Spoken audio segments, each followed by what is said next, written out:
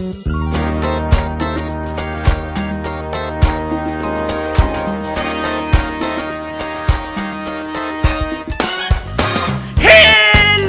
and welcome to the Saturday morning night edition show.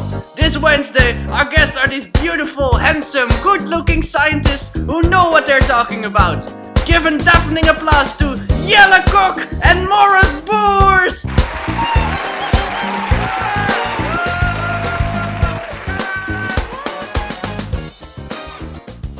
Thank you, Robert, and today we're gonna talk about aeroplanes. Many stories from antiquity involve flight, such as the Greek legend of Icarus and Daedalus and the Vimana in ancient Indian epics. These stories are told long before Christ was even born. But only up until the 9th century, a poet called Abbas ibn Firnas began experimenting with gliders. But when Leonardo da Vinci designed a man-powered flying machine in his book about birds, people became more interested in actually flying. Although not every invention worked. Folks, here I am with a new device called the ornithopter. This device, I expect to attain flight in the air. Through a system of leverage advantage, plus a man's physical power, I believe it possible to fly as a bird. And here I am, you can look this device over. It appears heavy, is light.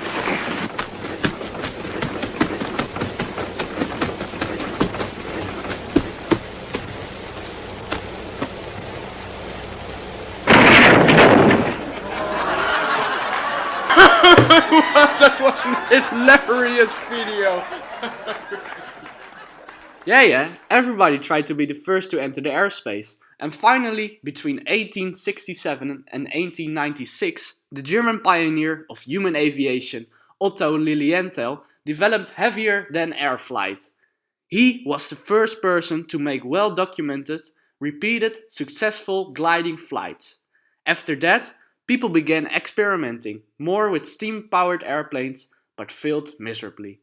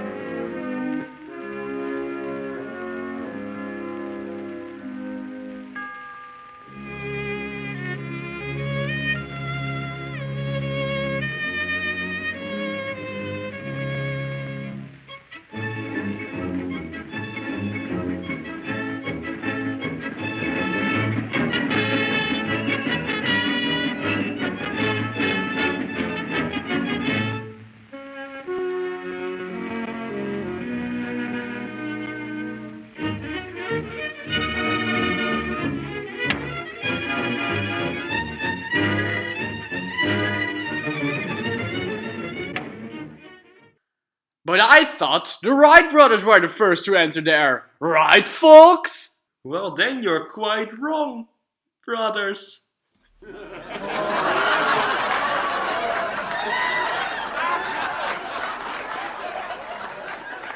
These guys were indeed a big turning point for the airplane industry, because they made the first actually working powered airplane. The Wrights finally took the air on the freezing cold day of December the 17th, 1903, on 35 minutes past 10. They flew a distance of 37 meters in 12 seconds, and history was written that day, because from that day the world would exponentially change. The whole airplane industry was beginning to take shape, and people saw the possibilities. Because if this really could work out, we maybe can fly to the other side of the country, or maybe even cross oceans. And with that idea, people began again to design and build better, faster and more reliable flying machines. You had, for example, this bad boy. And then you had the Blériot and the Fokker DR1. On the other side, the government also saw the possibilities, not necessarily for transport, but for using the airplane as a weapon. World War I served as a testbed for the use of an airplane as a weapon.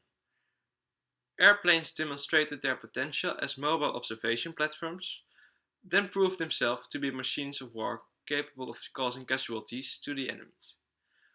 At first, enemy pilots would wave at one another, but soon they'd be carrying handguns to shoot at their foes. During the First World War, airplanes with mounted machine guns were equipped to the planes. The Dutchman Anthony Fokker designed a way to shoot through the propeller of the plane. The Red Baron, the famous German ace, used those systems to shoot down 80 Allied planes. The earliest known aerial victory with a machine gun armed plane occurred in 1915 by German Luftstreitkräfte Leutnant Kurt Windgens. On this point, you will probably recognize these flying machines were beginning to look more like the airplanes we know them today.